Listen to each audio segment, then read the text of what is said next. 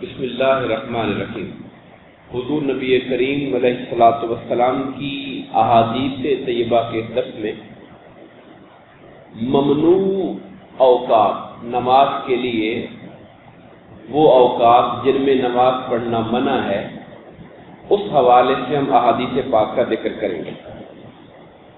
اجمالی طور پر یہ بات ذہن میں رکھیے کہ 3 اوقات وہ ہیں جن میں نماز پڑھنے کو حرام قرار دیا گیا: طلوع آفتاب کا وقت، اور جب سورج عین سر کے اوپر ہوتا ہے، ہمارے ہاں عام طور پہ اس کو زوال کا ٹائم بولتے ہیں، حالانکہ ہماری کتب فقہ میں لفظ زوال استعمال نہیں ہوا، وہ استوا کا وقت ہوتا ہے جب سورج عین سر پہ ہوتا ہے اور جب سایہ سب سے چھوٹا ہوتا ہے۔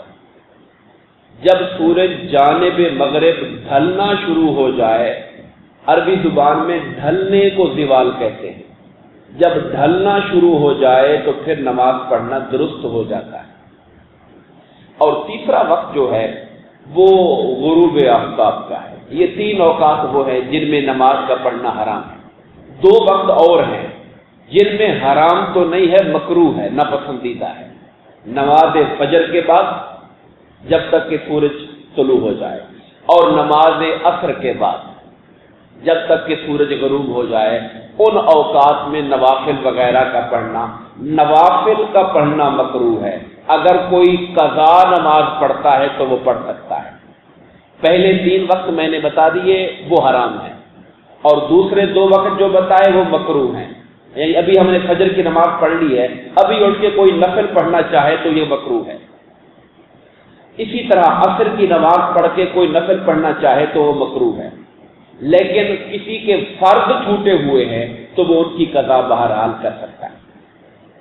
احناف کے نزدیک یہ لفظ ہم جب احناف بولتے ہیں تو اس سے مراد یہ ہوتا ہے کہ امام اعظم ابو حنیفہ رحمۃ اللہ تعالی علیہ اور ان کے جو شاگرد ہیں امام ابو یوسف، امام محمد، امام ظفر، ان کی جو ریسرچ ہے اس کے مطابق یہ جو ممنوع اوقات ہے، طلوع والا اور عین سر والا اور غروب والا، ان کے اندر نہ کوئی فرض پڑھا جائے گا، نہ کوئی نفل پڑھی جائے گی، نہ جنازہ پڑھا جائے گا، نہ سجدہ تلاوت کیا جائے گا۔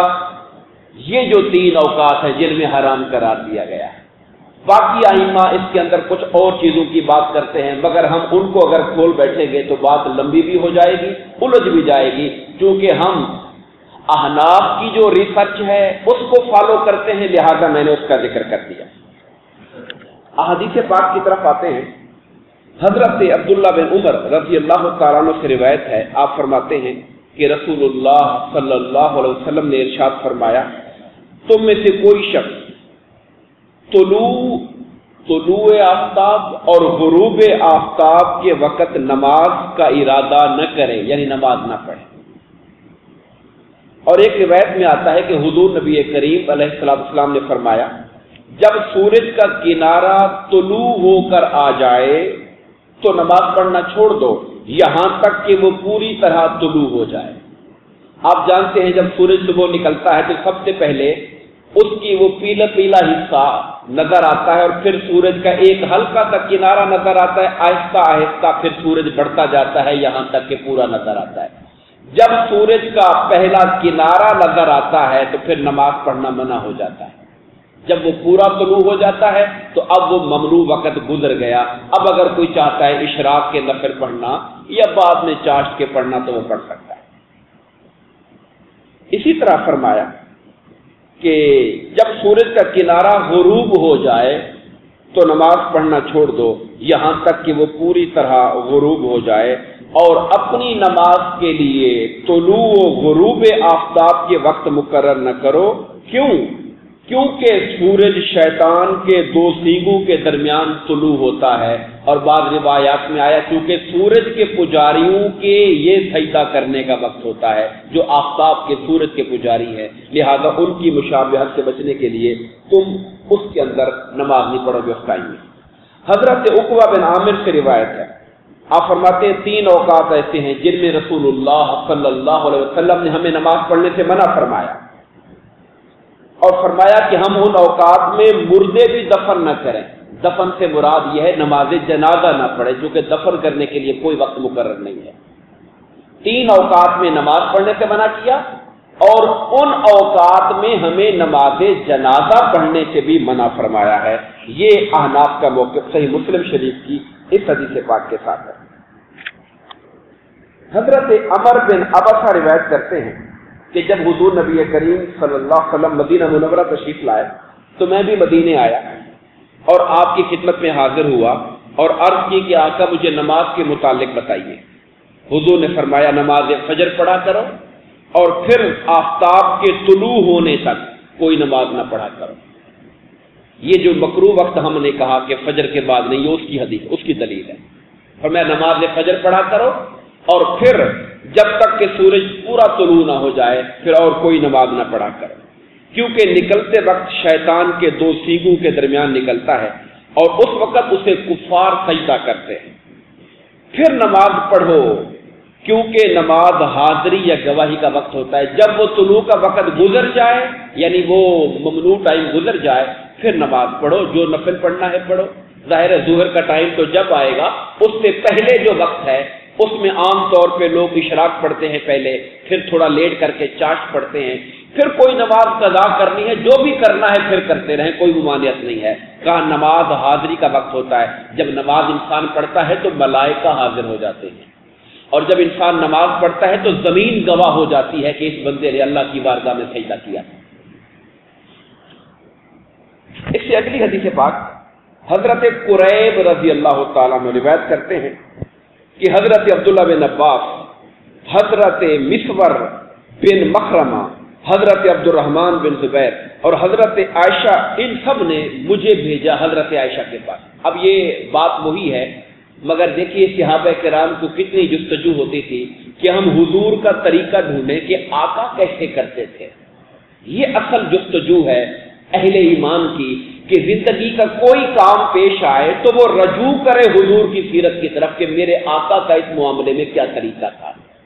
یہ 3-4 صحابہ تھے، انہوں نے حضرت قریب کو بھیجا کہ جاؤ ام المؤمنین حضرت عائشہ صدیقہ کے پاس جاؤ اور جا کر ان سے پوچھو، ان سب کو ہمارا سلام کہنا اور ان سے پوچھنا کہ عصر کے بعد حضور کوئی 2 رکعتیں نفل پڑھا کرتے تھے کہ نہیں پڑھا کرتے تھے. مسجد میں تو ہم نے نہیں دیکھا، لیکن ممکن ہے گھر میں جا کر حضور کوئی نفل پڑھتے ہوں. یہ جاننے کے لیے ہم نے بھیجا حضرت قریب کو. وہ کہتے ہیں میں حضرت عائشہ کی خدمت میں حاضر ہوا، انہیں وہ پیغام بھی پہنچایا جو مجھے دے کر بھیجا گیا. انہوں نے فرمایا تم ام سلمہ سے جا کے پوچھ لو. یہ دوسری زوجہ محترمہ. حضرت عائشہ نے خود جواب نہیں دیا، کہا جا کر ام سلمہ سے پوچھ لو. اچھا، وہ جو حضرت قریب کو جنہوں نے بھیجا تھا وہ حضرت عائشہ کے پاس بھیجا تھا. جب انہوں نے کہا ام سلمہ سے جا کر پوچھو، وہ کہتے ہیں پھر میں واپس چلا گیا انہی بندوں کے پاس کہ جی حضرت عائشہ نے یہ فرمایا ہے کہ ام سلمہ کے پاس جاؤ، تو میں کیا ان کے پاس چلا جاؤں؟ انہوں نے کہا جی اب ان کے پاس چلے جائیں.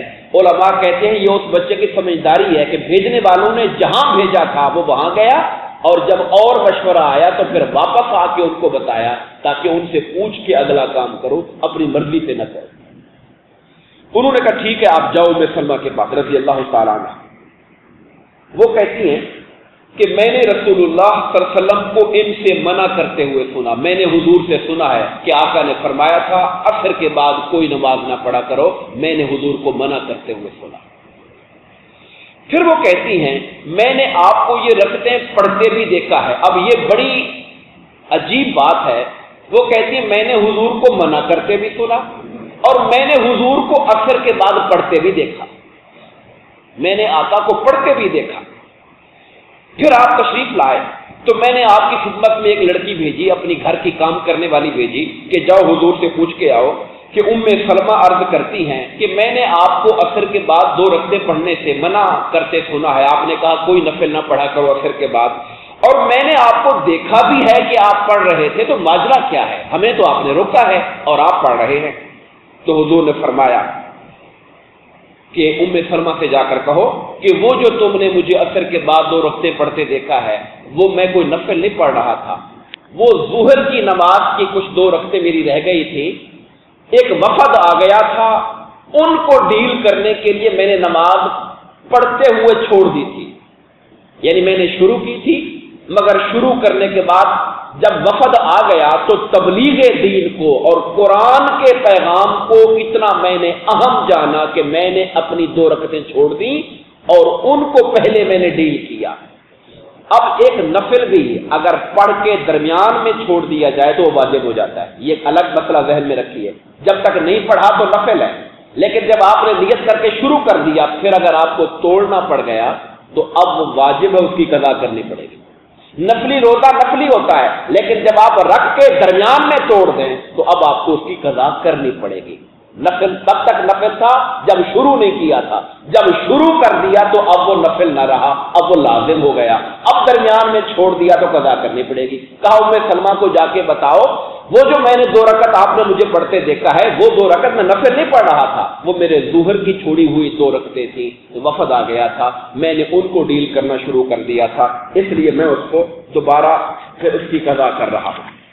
آخری بات میں عرض کرنا چاہتا ہوں، آپ جانتے ہیں کہ ہم نے کہا کہ فجر کے بعد کوئی نماز نہیں، عصر کے بعد کوئی نماز نہیں، مگر کچھ استثناء ہے۔ اگر انسان فجر کی سنتے نہیں پڑھ سکا، ہم آئے دیر، ہماری آنکھ دیر سے کھلی، امام صاحب آخری رکعت میں بلکہ اتحیات سے بیٹھے ہیں اور ٹائم نہیں ہے سنتے پڑھنے کا، تو ہم نے فرض امام کے پیچھے پڑھ لیے۔ اب فجر کی سنتوں کی جو اہمیت ہے اس کے پیش نظر احادیث پاک میں یہ ملتا ہے کہ انسان اگر امام کے سلام پھیرنے کے بعد اٹھ کر وہ 2 سنتے پڑھ لے تو اس کی اجازت ہے۔ میں حدیث پاک آپ کے سامنے پیش کرتا ہوں۔ حضرت محمد بن ابراہیم روایت کرتے ہیں کہ حضور نبی کریم صلی اللہ علیہ وسلم نے ایک شخص کو دیکھا، وہ صبح کے بعد 2 رکعتیں پڑھ رہا تھا، نماز فجر ختم ہوئی اور اٹھ کے اس نے 2 رکعتیں شروع کر دی۔ حضور نے فرمایا کہ کیا، میرے آقا نے فرمایا اس سے کہ صبح کی نماز تو 2 فرض ہوتی ہے وہ تم نے پڑھ لی، تو اب یہ تم کیا پڑھ رہے ہو؟ تو اس شخص نے کہا یا رسول اللہ، میں نے صبح کے 2 فرضوں سے پہلے والی جو 2 رکعتیں ہیں 2 سنتیں میں نے وہ نہیں پڑھی تھی، وہ میں اب پڑھ رہا ہوں۔ اس کی یہ بات سن کر حضور خاموش ہو گئے، حضور نے منع نہیں کیا کہ چھوڑو یہ نہیں پڑھ سکتے۔ یہ آقا کا خاموش ہو جانا یہ بھی اس کام کے جائز ہونے کی دلیل ہوا کرتی ہے، کیونکہ اگر کوئی کام جائز نہ ہو تو اللہ کا نبی منع کرتا ہے، خاموش نہیں ہوتا اس کو۔